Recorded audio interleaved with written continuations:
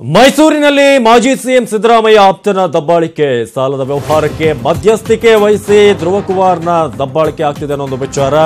ಮೈಸೂರಿನ ಸಂತೆಪೇಟೆ ವ್ಯಾಪಾರಿ ಪ್ರಭು ಸಾಲವನ್ನ ನೀಡಿದಂತ ವ್ಯಕ್ತಿ ಇವರು ಮಾಜಿ ಸಿಎಂ ಸಿದ್ದರಾಮಯ್ಯನವರ ಆಪ್ತರು ಅಂತ ಹೇಳಲಾಗ್ತಿದೆ. ಧ್ರುವಕುಮಾರ್ ಅನ್ನುವ ವ್ಯಕ್ತಿ ಅವರೀಗ ಸಂತೆಪೇಟೆ ವ್ಯಾಪಾರಿ ಪ್ರಭು ಸಾಲ ನೀಡಿದಂತ ವ್ಯಕ್ತಿ. ಮಾರ್ವಾಡಿ ವ್ಯಾಪಾರಿ ಬೋಡಾರಾಮ್ ಎಂಬುವರಿಗೆ 70 ಲಕ್ಷ ಸಾಲ ನೀಡಿದ್ರು. ಪ್ರಭುಗೆ ಸಾಲ ವಾಪಸ್ ನೀಡದೆ ನಾಪತ್ತೆಯಾಗಿದ್ದ ಬೋಡಾರಾಮ್ ಪ್ರಕರಣ ಇತ್ಯರ್ಥಕ್ಕೆ ಧ್ರುವಕುಮಾರ್ ಮೊರೆ ಹೋಗಿದ್ದ ಬೋಡಾರಾಮ್. ಅದೇ ರೀತಿಯಾಗಿ ಬೋಡಾರಾಮ್ ಪರ ಮಧ್ಯಸ್ಥಿಕೆ ವಹಿಸಿ 17 ಲಕ್ಷ ಸಾಲ ವಾಪಸ್ಗೆ ಇತ್ಯರ್ಥ. ಮಾರ್ವಾಡಿ ವ್ಯಾಪಾರಿಗೆ ರಕ್ಷಣೆ ಕೊಡಲು ಅಲ್ಲಿ ಸ್ಥಳೀಯರ ಮೇಲೆ ದೌರ್ಜನ್ಯ, ವ್ಯಕ್ತಿಯನ್ನ ವ್ಯಾಪಾರಿ ಕಾಲಿಗೆ ಬೀಳಿಸಿ ವಿಡಿಯೋನ ಕೂಡ ಮಾಡಿಸಿದಂತೆ ಆಪ್ತ.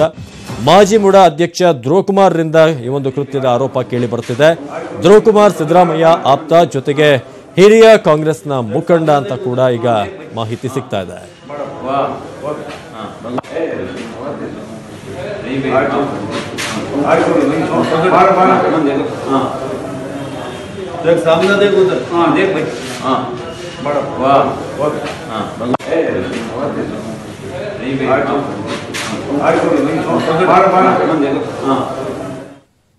ಈ ಬಗ್ಗೆ ಹೆಚ್ಚಿನ ಡೀಟೇಲ್ಸ್ ಅನ್ನು ಕೊಡೋದಕ್ಕೆ ನಮ್ಮ ಪ್ರತಿನಿಧಿ ಪುಟ್ಟಪ್ಪ ಇದೀಗ ನಮ್ಮ ಜೊತೆ ಇದ್ದಾರೆ ಸಂಪರ್ಕದಲ್ಲಿ. ಜೊತೆಗೆ ಈಗ ಪುಟ್ಟಪ್ಪ, ಈಗ ನಾವು ನೋಡ್ತಾ ಇದ್ರೆ ವಿಡಿಯೋಗಳನ್ನ, ಈಗ ವಿಡಿಯೋನ ಮಾಡಿಸಿದಂತಹ ವ್ಯಕ್ತಿಗಳು ಯಾರು, ಜೊತೆಗೆ ಈಗ ಮಾಜಿ ಸಿಎಂ ಸಿದ್ದರಾಮಯ್ಯನವರ ಆಪ್ತರ ಮೇಲೆ ಈಗ ಬಂದಿರುವಂತಹ ಆರೋಪ ಅವರ ಒಂದು ಕುಮ್ಮಕ್ನಿಂದಾನೇ ಆಗಿದೆ, ಅವರ ಸಪೋರ್ಟ್ ಇಂದ ಅಂತ. ಏನಿದು ಘಟನೆ ಅಂತ?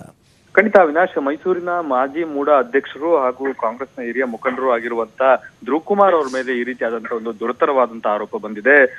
ಧ್ರುವಕುಮಾರ್ ಅವರು ಸಾಲದ ವಿಚಾರವಾಗಿ ಮಧ್ಯಸ್ಥಿಕೆಯನ್ನು ವಹಿಸಿ ಸಾಲ ಕೊಟ್ಟವನಿಂದಲೇ ಸಾಲ ಪಡೆದವನ ಕಾಲಿಗೆ ಬೀಡಿಸಿದ್ದಾರೆ ಅನ್ನೋ ಒಂದು ಆರೋಪ ಈಗ ಅವರ ಮೇಲೆ ಬಂದಿದೆ. ಈ ಪ್ರಕರಣ ಸುಮಾರು 2 ತಿಂಗಳ ಹಿಂದೆಯೇ ಅವರ ಬಳಿ ಬಂದಿತ್ತು. ಆ ಸಂದರ್ಭದಲ್ಲಿ ಬೋಡಾರಾಮ್ ಅವರಿಗೆ 70 ಲಕ್ಷ ರೂಪಾಯಿ ಸಾಲ ನೀಡಿದ್ದಂತ ಪ್ರಭು ಅವರು ಸಾಲವನ್ನು ವಾಪಸ್ ಕೊಡಿಸುವಂತೆ ಕೇಳಿದ್ರು. ಅದಾದ ನಂತರ ಬೋಡಾರಾಮ್ ಧ್ರುವಕುಮಾರ್ ಅವರನ್ನ ಅವ್ರ ಜೊತೆ ಮಾತುಕತೆಯನ್ನು ನಡೆಸಿ ಸಾಲವನ್ನ ಕಡಿಮೆ ಮಾಡಿಸ್ಕೊಡುವಂತೆ ಮನವಿಯನ್ನು ಮಾಡಿದ್ದ.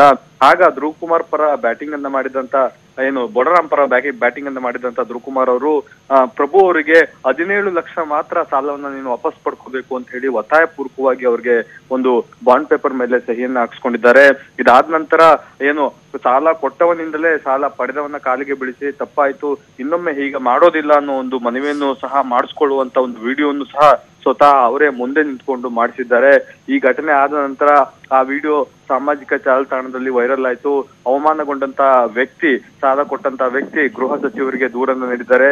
ಯಾಕಂದ್ರೆ ಮೈಸೂರಿನ ಪೊಲೀಸರ ಮೇಲೆ ನನಗೆ ನಂಬಿಕೆ ಇಲ್ಲ, ಅವರೇ ಸಹ ಮಧ್ಯಸ್ಥಿಕೆ ವಹಿಸಿದಂತ ಸಂದರ್ಭದಲ್ಲಿ ಸ್ಥಳದಲ್ಲಿ ಹಾಜರಿದ್ರು, ಹೀಗಾಗಿ ಅವರ ಮೇಲೆ ನಂಬಿಕೆ ಇಲ್ಲ, ಈ ಬಗ್ಗೆ ಸೂಕ್ತವಾದಂತ ತನಿಖೆಯನ್ನು ನಡೆಸಬೇಕು ಮತ್ತೆ ನನಗಾಗಿರುವ ಅನ್ಯಾಯ ಮತ್ತು ಅವಮಾನವನ್ನ ಸರಿಪಡಿಸಬೇಕು ಅನ್ನೋ ಒಂದು ಮನವಿಯನ್ನ ಪತ್ರದ ಮುಖಾಂತರ ಗೃಹ ಸಚಿವರಿಗೆ ನೀಡಿದ್ರು. ಈ ಹಿನ್ನೆಲೆಯಲ್ಲಿ ಈಗ ದೂರನ್ನು ದಾಖಲಿಸಿಕೊಳ್ಳೋದಕ್ಕೆ ಗೃಹ ಸಚಿವರ ಕಾರ್ಯಾಲಯದಿಂದ ಪೊಲೀಸ್ ಕಮಿಷನರ್ಗೆ ಆದೇಶ ಬಂದಿದ್ದು ಈ ಬಗ್ಗೆ ತನಿಖೆಯೂ ಸಹ ನಡೀತಾ ಇದೆ. ಅವಿನಾಶ್, ಧನ್ಯವಾದ ಮಾಹಿತಿಗಾಗಿ ಪುಟ್ಟಪ್ಪ.